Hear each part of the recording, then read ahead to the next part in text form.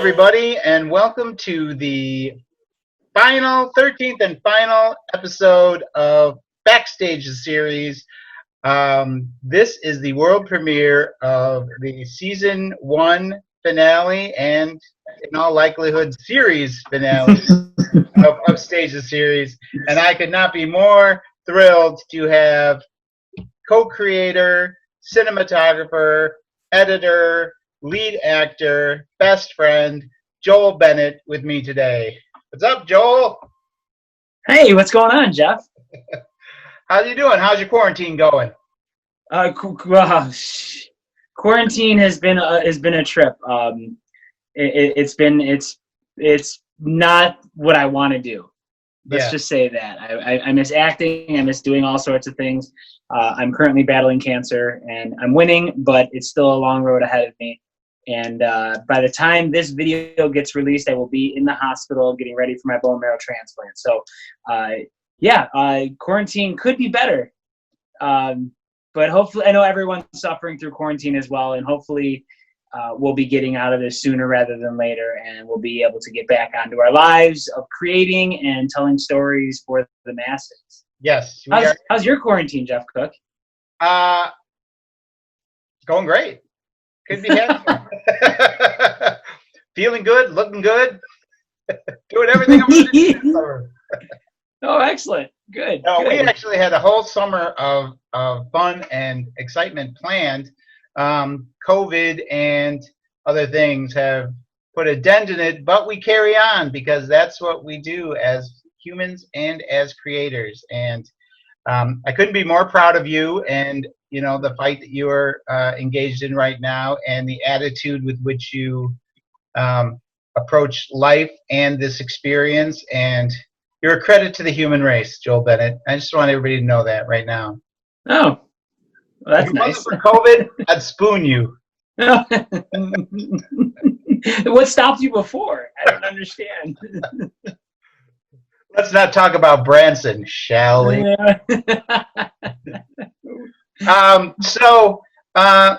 This is episode 13 of Upstage, but you have been heavily involved in all of the episodes of Upstage, going back to the very beginning.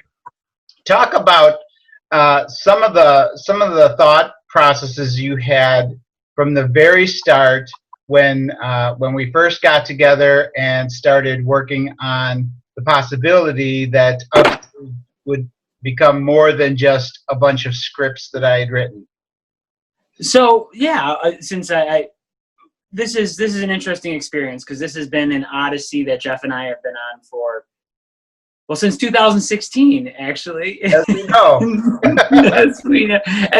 Anyone who's ever emailed us that Upstaged The Series 2016. So we've been doing this for a while, and it's always been there. It's been a wonderful part. So let me give you a little history as how this got started. So Jeff and I, we've known each other for quite some time, and then over the years we became closer and closer friends, and then we started going on sort of like these creative lunch dates where we'd sit around and we would just talk for hours about all sorts of different projects and things, and we just sit there and laugh constantly. You had given me the first 3 scripts to Upstaged at one point, and I sat on them for probably a couple months. Well, because you were working on your own project at the time, right? I mean, you were involved in a lot of shows, and you were also working on your own project. So that's totally understandable that you had other. Yeah, but I mean, the real truth behind that is, for someone who does this for a living, I mean, acting I do, and that's a main hobby of mine. But I work in video. That's what I do. I do a lot of video shoots, a lot of corporate video shoots, a lot of staging. And so I that's what I do for a living, and that's how I get paid. So I get approached all the time to do video work for free. And when you do something for a living, sometimes you just want to be done with it, unless it's it's either going to advance your career, it's going to satisfy some sort of like primal urge of creation, or you're going to get paid. I mean, those are really the reasons you should do any project. Yes. And so I get approached all the time. And the problem I find, and this is ever since I went to school, is that most of the projects you get are awful. They're half-assed. They're not well thought out. They have no heart and life to them. Because when you're making a story, when you're making a final product, be it for film, television, theater, when you're working on these things, you have to start from a good spot. No good movie, no good play, no good anything starts with a bad script and then gets better. You have to start solid. You have to start someplace really, really good.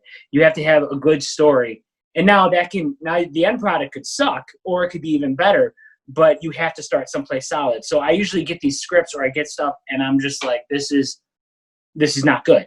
Or it needs a lot of work, a lot of things, a lot of rewrites and things like that. Yeah. And so I tend to not read as much as I probably should with scripts that come to me and things like that. Now, when you gave me this, obviously being your friend and all that, I finally gave in and I read it. And I regret not reading it sooner, because the first 3 episodes on script were extremely solid. Now, obviously, we had to do some work with that. We talked about things like making sure we're introducing the characters' names multiple times, because this is the first time the audience will ever see these characters. So we want to make sure we're always saying their names.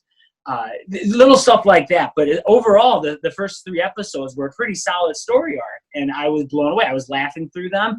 I was visualizing them. I was seeing exactly what you had in mind, and I thought, hey, this actually can be something that we could do, and it could be worthwhile to do. And so I'm really happy that you finally twisted my arm to read the scripts. Yeah, and going back to the very beginning of our friendship, we had done a show together, Guys and Dolls, and then we didn't do too much together after that. But being in the same community theater group, we always kind of intersected. I'd see you at shows, I'd see you in shows, and then we did a show called Young Frankenstein. And I cast you in the role of Igor, and you did a fantastic job at that, by the way. Oh, thank you. Far exceeded anything that I could have hoped for. But during that time, I thought we really connected on both a personal level and on a sense of humor, comedy level, and storytelling level. And then through that and through our lunch conversations we had, for which I'm sure the people at Buffalo Wild Wings and I think Olive Garden at one point, staff still rolling their eyes about some of those meetings. But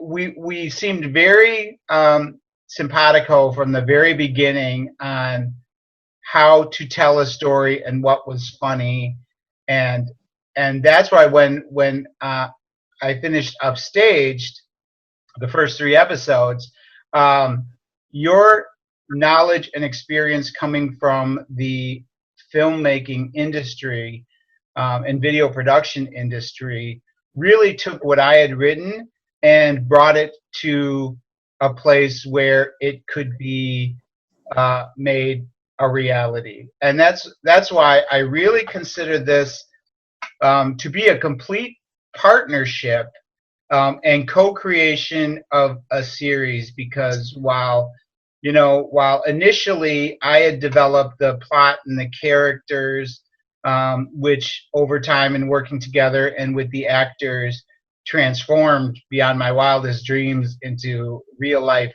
characters, the look and the professionalism that is brought to the video production aspect of it, setting up shots, setting up lights, camera work, and everything, that was all you. And how did you insisted early on that this be a professional, as professional network television quality as it could be. And why was that so important to you when so much of the other stuff you see online is really not held up to the same standards that we had on Upstaged? Yeah, that comes with experience. I've worked on too many things that are just, like I said, half-assed. Yeah. And not that I've been in control of, but things I've worked on where it's just like, what are you doing? We were And I've Upstage, everybody. Well, I've always been, one of my mottos is, if you're gonna do something, do it right. Do it right. So I was told this a long time ago. There's three things, right? You can do something fast, you can do something cheap, or you can do something with good quality. But you can only do two of those things. So if you do something fast and cheap, you're going to suffer on the quality. If you do something fast and with good quality, it's going to cost you money.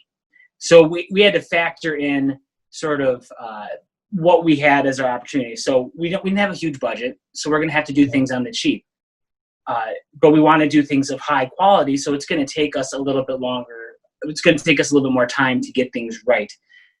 So I went in. So we both went into this never having done this specific kind of avenue before, this web series, right? This kind of storytelling medium. So we both learned along the way. When I first went in with cinematography wise, I went in with the idea of a very flat look, nothing too grand. Not when you get into movies, when you get these wonderful shots that really move the story forward, that are like paintings. This was going to be I was going to do a lot of coverage, which we ended up doing anyways. But as the series went on, like we started to learn. What's that? Like sitcom type filming, right? Yeah. So we started to learn as we went on, like how we do things to fit what we're trying to say. So if you actually look at the first 3 episodes compared to these last couple episodes, it's a world of difference because we learned how to shoot. You learned because as you were writing the series as we were shooting it. So you were learning each person's voice. You were learning what works for them.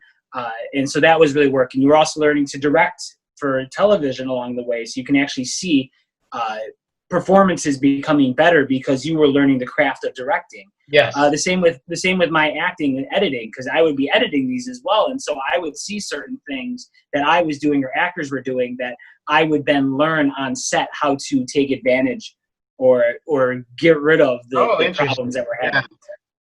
So it was always from the beginning was to do the best job possible, because I didn't want to work on something that wasn't good. And I knew we were investing some money in it. We didn't invest a ton of money into it, but we invested money into this. So we wanted to make sure we're going to get, even if it never got sold, even if it never went anywhere, my goal was to always create an experience where, 1, everybody had a good time.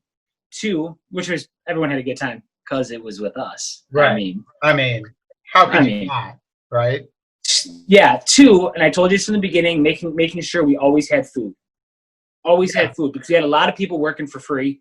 And the one thing you can do for people who are working for free is you can at least give them food, some good food. And then I also wanted to always make sure that in the end, people who worked on this would always have the end product. Right. I know we talked about this in a previous interview, but just how many times people have worked on stuff and they never get to see the end. It's super important. I mean, that was super important to me, is like, if we're going to do this, then by God, we've both worked on projects where the only compensation you were scheduled to receive for your hard work was footage for your reel that never showed up.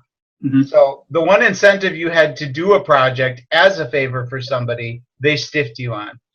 That's not a good feeling. I mean, it sucks. And I think that for me, the important thing was, if we were going to do this, again, I wanted everybody to have a great time. I wanted them to feel like the end product was something that was worth their time and effort, and I wanted to make sure it got out there.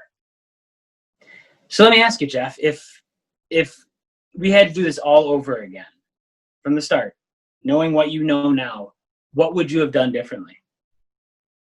I think what I would have done from I think I would have read a lot more, done a lot more research about how to direct for television and film.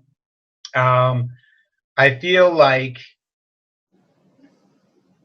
that was an area where I had a steep learning curve, and I had a lot of help from everybody, from you, from Matt Cannon, from everybody around me helped me to be a better director at the time. But I didn't feel until later in the season, and this may be something, for all I know, that a lot of first season shows go through. In fact, I suspect it is, based on how long it takes some shows to find their footing, and really develop into what it's ultimately going to be. But I feel like I didn't have as tight of control over my vision as I developed later on. And I think that was due to inexperience. I think that was due to also a personality quirk on mine, that I like to be liked, and I always want to be the fun guy that everybody likes to be with, and not necessarily the hard guy who's going to push people beyond their comfort zone to get what they need. So I think that's one thing that I would have done. I think something else I would have done is taken more time up front, and I don't know if that means writing the whole season beforehand, but I wish I would have taken more time up front to think about the characters and the story and how I wanted to tell it. By that, go ahead. Well, I will say, for those of you who don't know our experience doing this show, it would have been really hard for you to write out the entire season. Yeah. Oh, yeah. Because we, over the course of, doing this, we had stumbles. We had actors who had family problems who had to drop out. We had actors who just dropped out because they didn't want to do it anymore. Which, it's tough to hold people, you take people at their words, but we're not necessarily paying people, so it's hard for them to pursue that. So we actually, when they're doing it for free. Yeah, we had to change the story around significantly. So for you to even think about writing the entire show out, I agree that it would have been, you had an arc to it, but I also think you got better at writing individually as we went along. So I don't know if having written the whole entire season out would have been, I think that might have actually been a detriment a little bit to us. Well, I think what I'm getting at is that I feel that especially the early episodes were overwritten. I mean, they were written like a play. They were written kind of expositionally, and I wasn't relying on what I later realized your end would be to fill in a lot of the gaps, information gaps, visually versus through words. Yes. So that was what I didn't. That was one of the things that I think I was getting at in terms of not just like the plot line, because you write out the plot line. I knew where it was going. It didn't end up going there because of extraneous circumstances. A lot of it went where I ultimately thought it would. In fact, the montage in episode 13, which is just a beautiful piece of cinematic work done with minimal dialogue, so that Joel Bennett did most of the heavy lifting on that sequence. But I don't know if you remember, but that was very early on visualized. In terms of how I wanted that final sequence to look, going from the farts offices to the theater, the meeting with your dad, kind of spotlighting in on everybody in the cast, coming up with the a reconciliation between you and your dad, and then Liz coming in for the final shot. And so that was almost completely intact from the very first time that I conceived it, just brilliantly brought to life in the final episode. But there were other things that had to fall by the wayside, and pretty big things too. Yeah, I mean, going something we always talked about, and nobody knows this, but we always used to talk about Upstaged being your story told through my eyes. Yes. Right? So you would write the script, but then I would shoot it and edit it. And so we'd have this sort of, it's kind of an amalgamation of both of us, because it's your dialogue, your story. But as I'm editing it, so a lot of people don't realize when you do editing, or a lot of people don't realize, Jeff is very funny and he can write really funny stuff on a script, but sometimes there are certain things that need juicing, and that is, through reaction shots. So right. That's why I would take the editing and I would throw in reaction shots to sort of spice up a joke that might not land specifically, might not land as well without having that reaction shot. So it's constantly it was a teamwork here. And don't get me wrong, I would send Jeff the edits all the time, and he would come back with notes, and he would say what he liked and what he didn't like, if I could tighten things up here and all that. We make all the changes, and we put out the best version of the episode we thought we could at the time. And I think that worked really well for our process. I think, and working alongside with Steve Ferrick, who did the audio and all that, the post-production was definitely one of those situations where we were all working together to try to achieve the best story in the end. And that is something we learned along the way. We didn't know the best way to do that. And as we were doing it, we figured it out. And I think it really shows in the later episodes. Yeah, I think those are some of the unsung heroes of Upstage too, where Steve Ferrick, was never able to join us for one of these interviews. Steve also played Darren. So if you guys don't know who Steve is, the yelling guy. Steve. Hilarious. Well, there's a prime example of how you can't, you're writing as we were telling the story, because Darren was never supposed to be a big part of the show, but he ends up coming back because we loved his character so much. The actor was so funny. Steve was so funny that we just had to keep putting him in.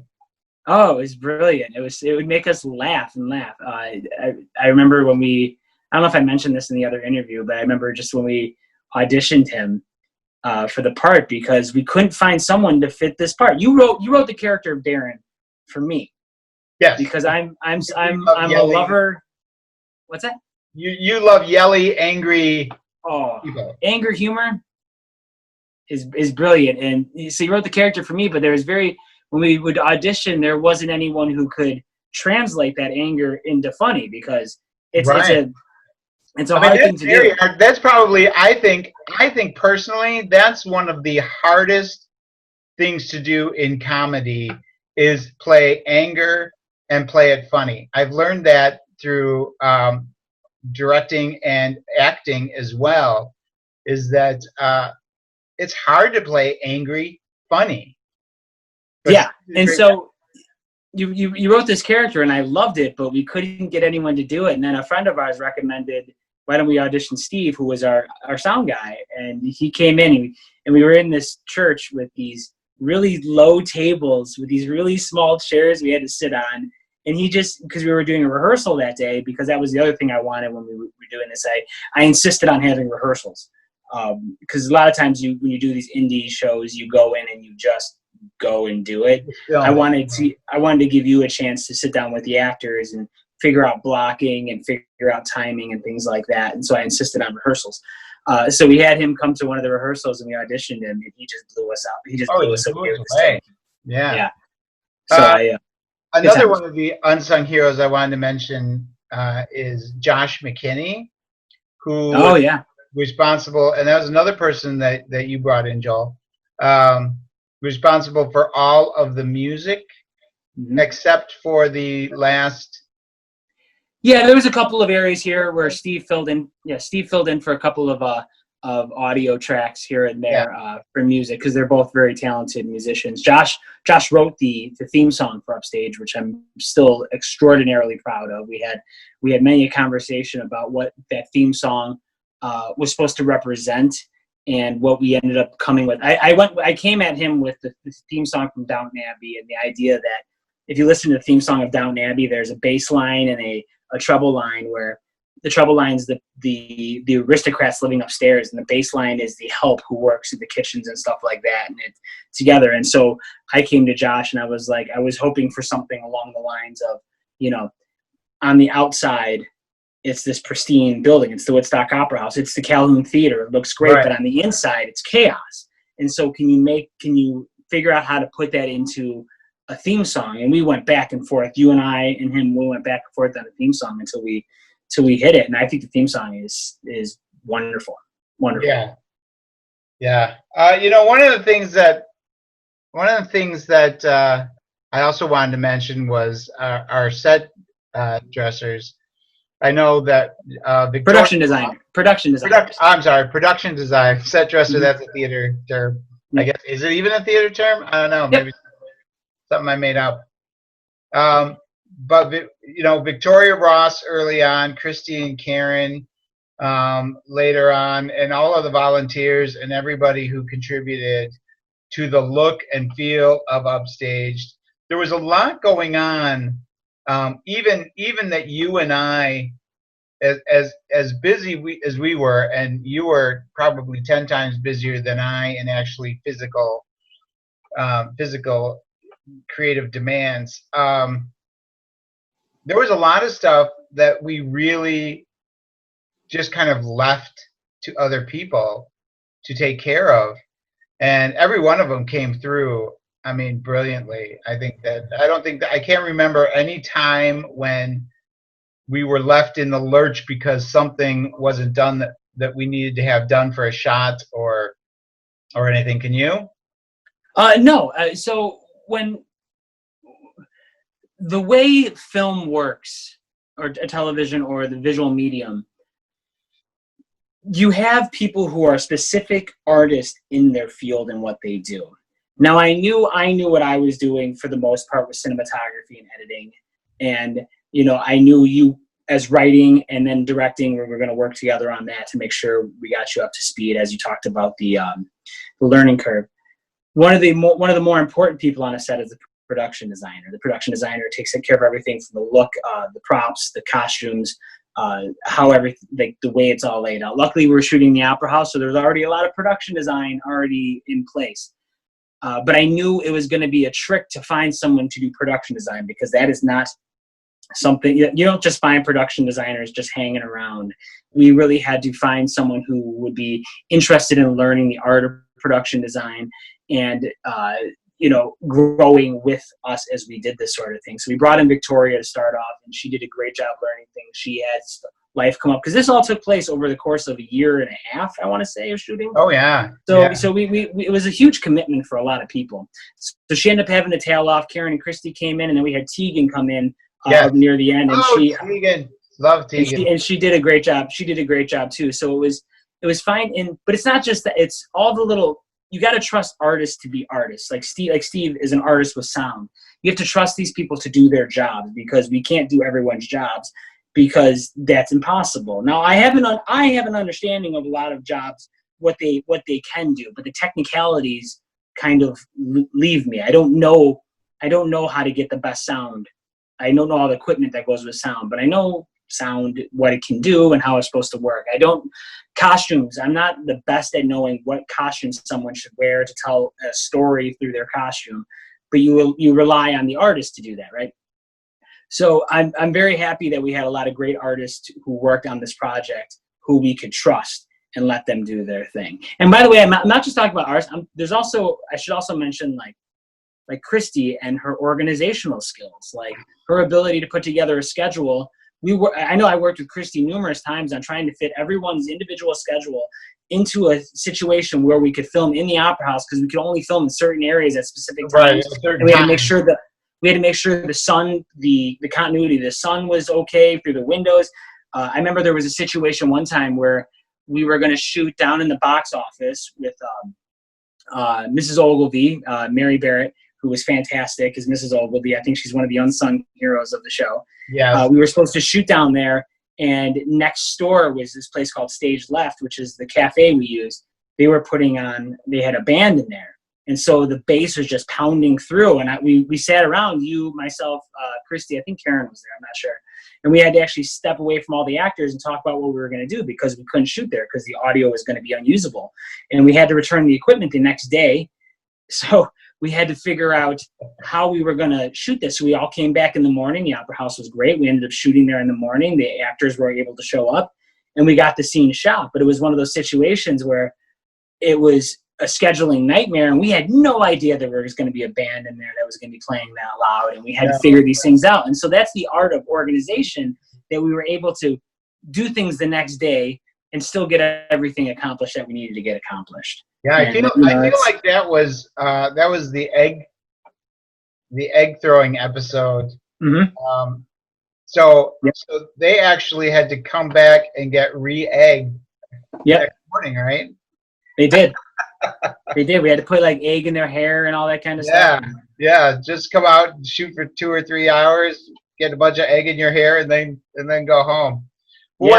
What boggles my mind about this is, you're talking about all the people who have to know their roles, and we have to be able to count on them, and they're professionals. But these were, for the most part, people doing this for free.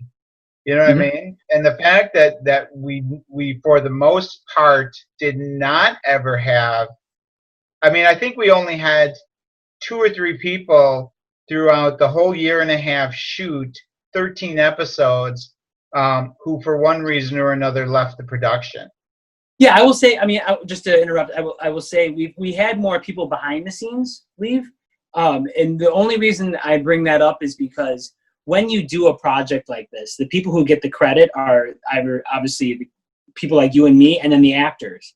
And so the camera operators, the production designers, the people behind the scenes don't necessarily get the credit that they deserve. Yeah. And so it's hard to keep them around if you're not paying them. And this is no slight against them. This is just the nature of the beast. And that's why, one of the things I wanted to make sure everyone was fed all the time. Sure. Because if you're going to spend that time, we also made sure that people who had to travel farther distances had hotel stays, or they had places to stay, so they didn't have to constantly do traveling, because they were long days.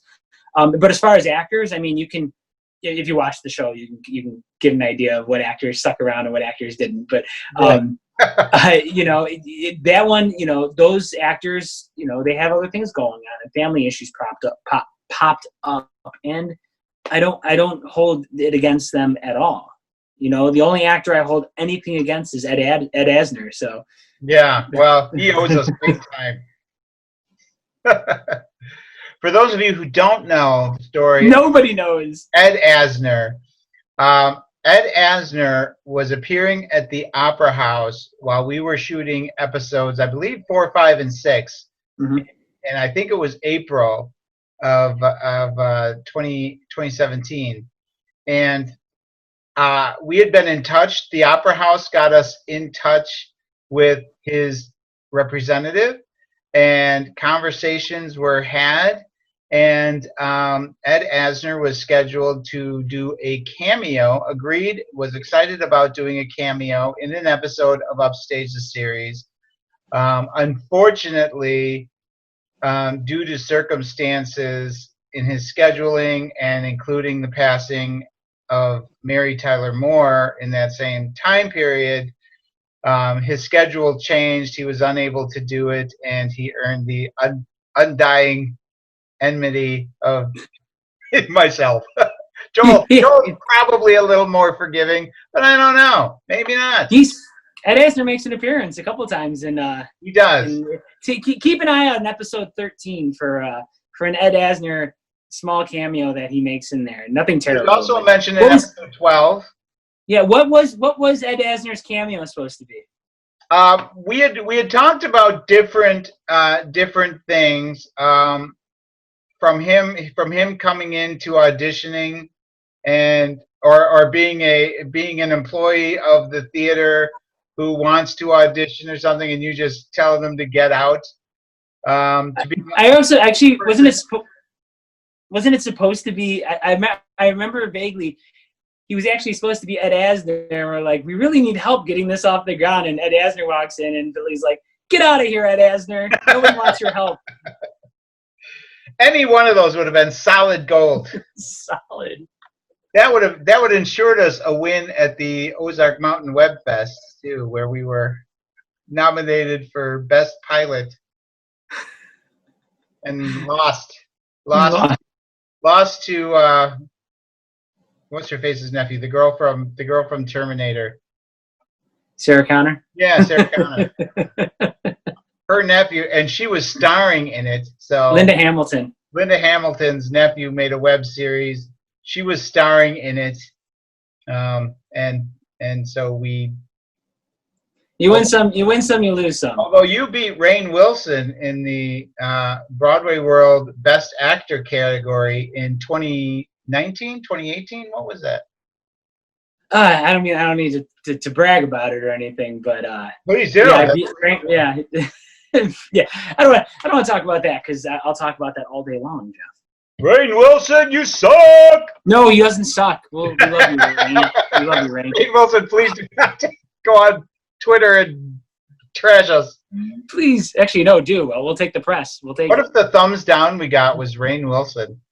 Oh, it's so time. That was I watched episode 12 again because I like watching this stuff, and I watch these episodes probably completely different than anybody else. Like I see all the technical flaws. I see my own acting flaws. I see so many different things going on. But one of the things I really probably wish I would have pointed out to people, some of the episodes you have to hang out till after the credits are over. Yes. Some of the best stuff is in the post credits. I kept forgetting to mention that to people, and stay after the credits because there's surprise cameos and things like that. Yeah, everybody go back, watch the post credit scenes to all the episodes. Give them a like.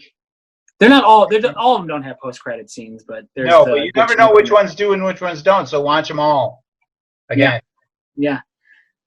So let me ask you this: what was one of your favorite scenes in any episode of Upstage to film, or just in general? One of my favorite scenes to film, and I think I mentioned this on the previous interview, is episode 4, and that was us running over the hill. I think it was raining, it was pouring that day. Oh, it's so cold. And if you actually look at the video scene,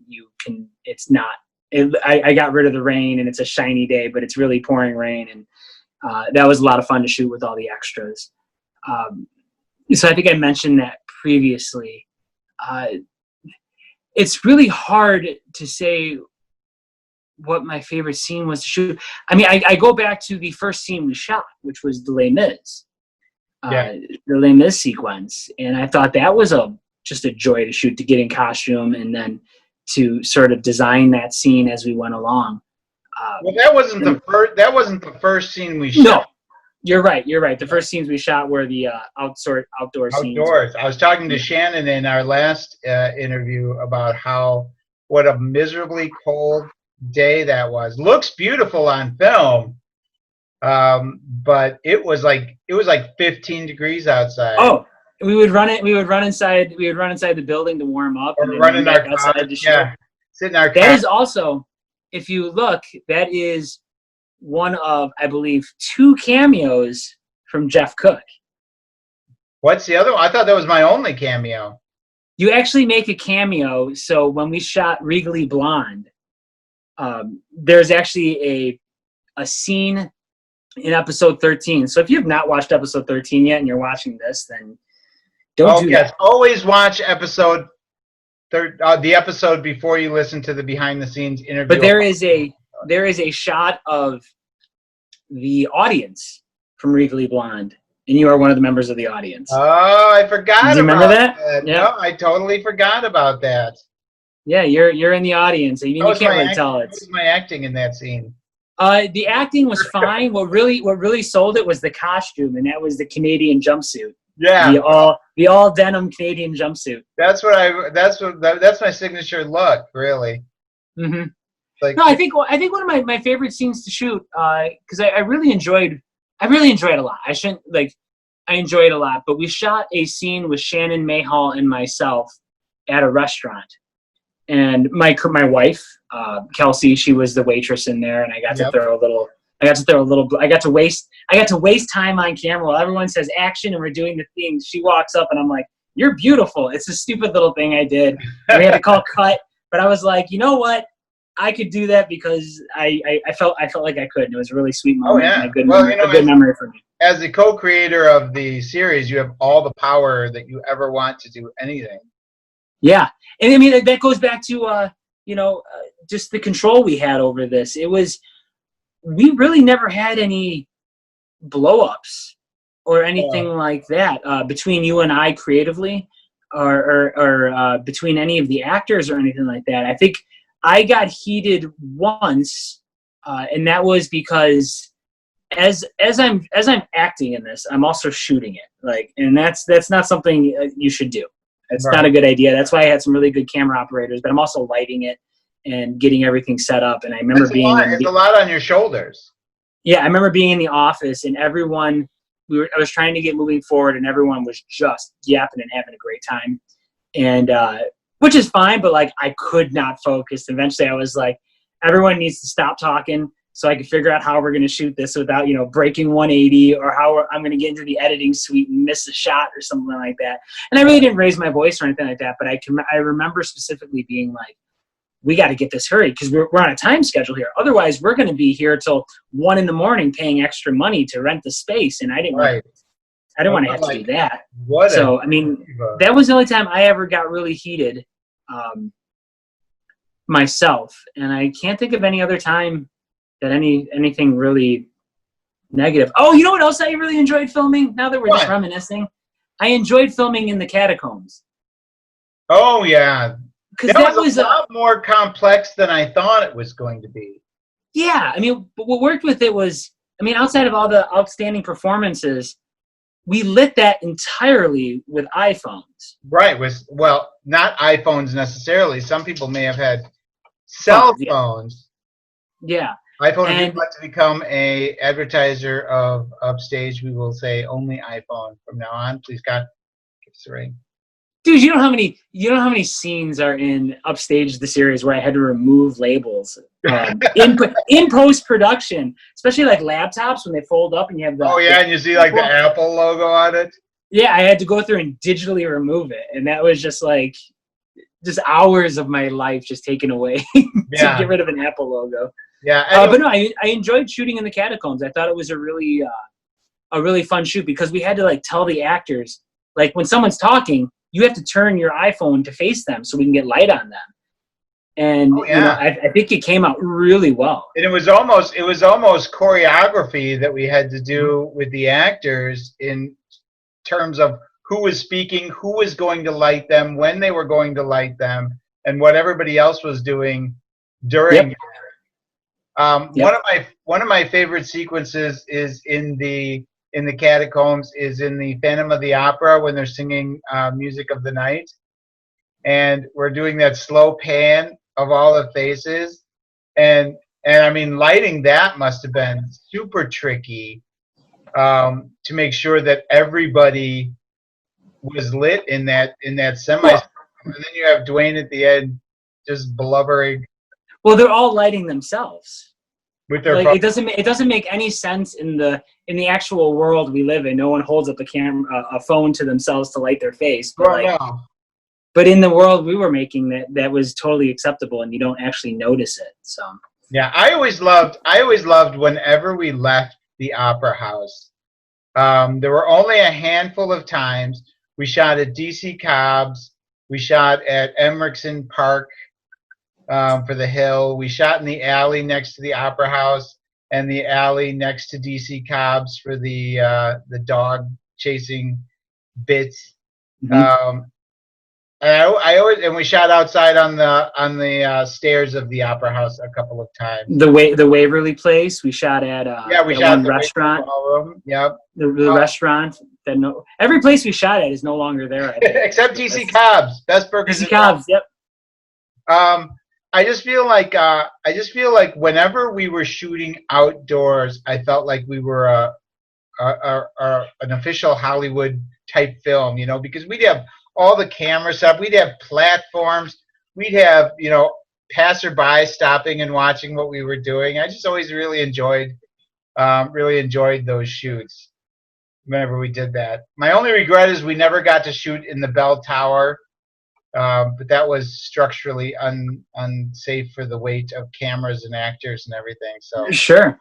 So we talked about stuff like that. So if you notice in the opening credits, the way it's designed is it highlights all sorts of different areas of the opera of the Calhoun Theater, and one of the areas we show in there is actually what's called the attic, which is where you put the lights for the stage that shine down, like you can work that. Yeah. And we put that in there in hopes of maybe even a season 2 actually doing some scenes up there. I think Jen's character, or Jen, would be up there hanging out with ghosts or something like that.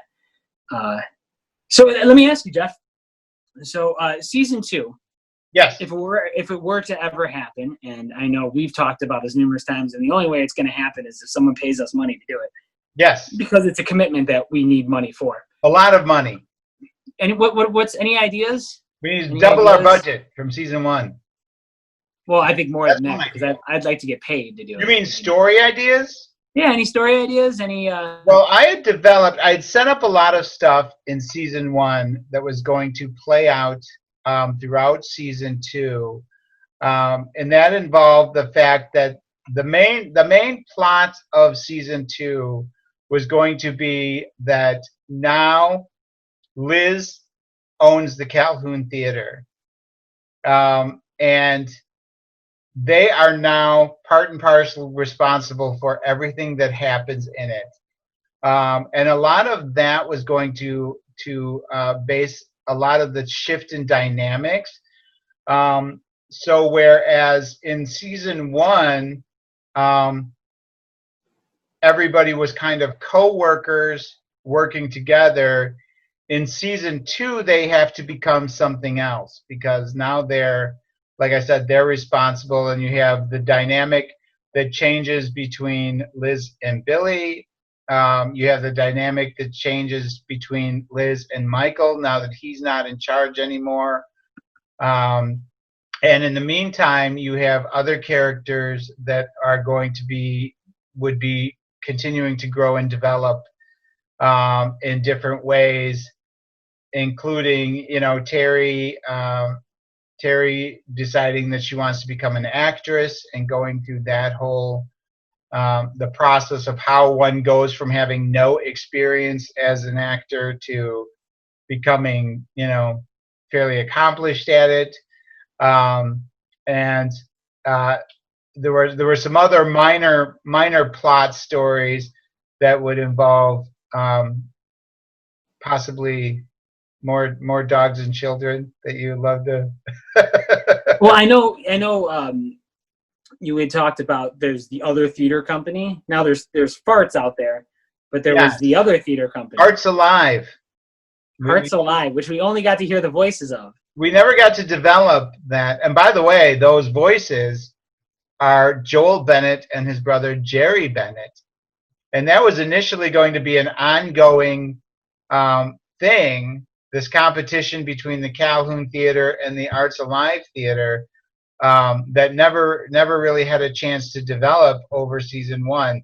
Partly that was my fault. Partly there was just too much going on in the episodes. You know, it's like trying to pack in everything we wanted to do as far as telling our main story. Obviously, now that story was told, future seasons would allow things like that to open up and develop. But throughout the first season of Upstage, there's little tiny drops, some big, some little, of future developments.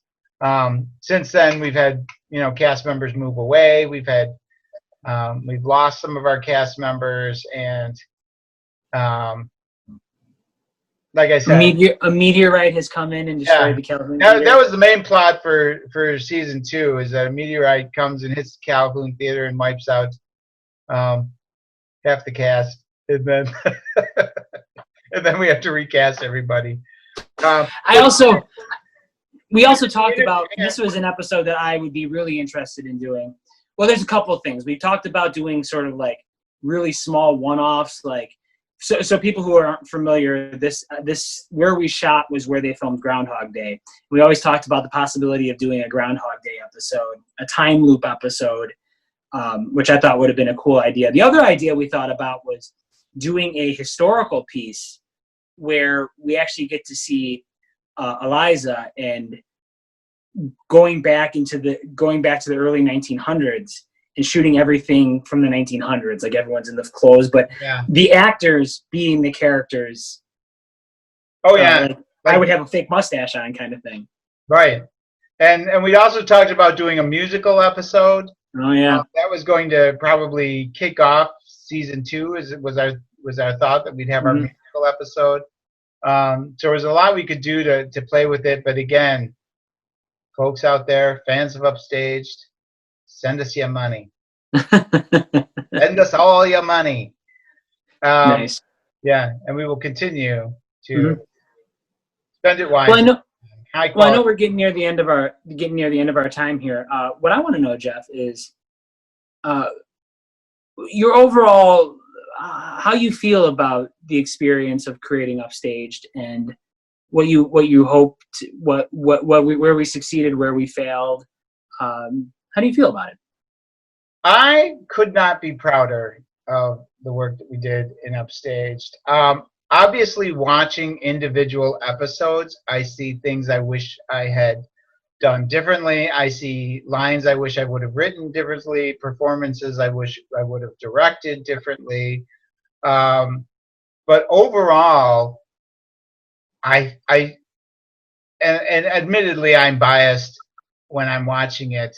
But overall, I feel like it stands up to some of the great comedies. I mean, if you watch those episodes, and obviously it's not going to be as brilliantly written as something like The Office, or as outright wacky as I Love Lucy or Seinfeld. But I think from a storytelling perspective, I think from a visual perspective, I think from a performance perspective, I think it holds up and can compete with some of the greats. And I think the experience was one that I would never exchange for anything. The friendships that developed, the skills that I learned, the chance to create something that is lasting, that will live out on the internet forever. We'll be able to watch when we're 80 years old, go back and look at it. I especially appreciate the fact that I didn't have to star in this thing, but I'm really proud of it. And I would turn around and ask you the same question. I mean, how do you think now, both from a production and as an actor, how do you think it compares? I think what we created is I don't know how exactly long it is. Probably like 9 hours, maybe less. I think we created. I'll say 9 hours. I don't know if that's right. We made more 9 hours than Faulty Towers. That's all. Yeah, we created 9 hours of entertainment, and I hope everyone who's watched it has enjoyed it in some way, shape, or form. I think I'm not, would it have been great to make millions of dollars off of it? Sure, of course. I mean, that goes without saying. But I am so happy we did it. I'm so happy we did it right. And I'm very, it's humbling. It's something I'm very proud of. And I've watched these episodes way more than, because of just editing. I've watched them. And I still think they're really good. I hope more people get to experience it, because I think it is something that, especially in times of, when things are negative, or things tear us apart, we can go back to, you can watch this and get a little bit of enjoyment out of it to make life a little bit better. You know, I know my character has a lot of long monologues where he talks about theater making life a little bit better. But I think Upstage does that too. I think if you watch it, you'll walk away going, that wasn't bad. I enjoyed that. You know, there's some memorable characters, and something that you'll live with. And I think Gordy agrees. He sounds like he really agrees with what I'm saying. I think what you touched on, Joel, I think is something that not only can you rewatch the episodes and always see something fun or something new, but I think it was created by both of us from a place of kindness and a place of hope and a place of love. And I think that differentiates itself from a lot of stuff that's out there. And I think that it's something that kind of presaged the times that we were living in, and the need for entertainment like that, and the kind of shifting of the culture that we're seeing now, where where people do need to come together, and they do need to have hope, and they do need to have kindness and love. And I think from our casting all the way down to the way that we produced it and wrote it and acted it, I think that is one of the best qualities about Upstaged, is that it's just a uplifting, wonderful, joyful story, Mm-hmm. Yeah, and I completely agree with it. Now that it's out there, I would say Jeff and I are not done working on stuff, even if it's not Upstaged. Upstage will always have its fingerprints in everything we do. But Jeff and I definitely have other projects moving forward, and I'm quite excited to continue working on those. And I know everybody who knows us or, who enjoyed Upstage will enjoy what we're working on next. And I can't wait to get that out in the world once I get over my maladies and the pandemic we're living in, because it's going to be the future is very exciting. The future is look to the future, everybody. It's going to be great. Yes. All right. Well, that's it for us. Our last public discussion about Upstaged, for your enjoyment. We hope that you enjoyed the entire series. If you did, please tell your friends. Not so much that it's going to benefit us anymore, but we really feel like this is something that people will love and will enjoy and will laugh at and have a good time. So, again, Joel Bennett, thank you so much for everything, for being so awesome, for being such a great friend to me, and for being my brother in every way that counts. And for all your work on Upstaged. I am Jeff Cook, and he is Joel Bennett, and we would like to say so long. Bye, guys.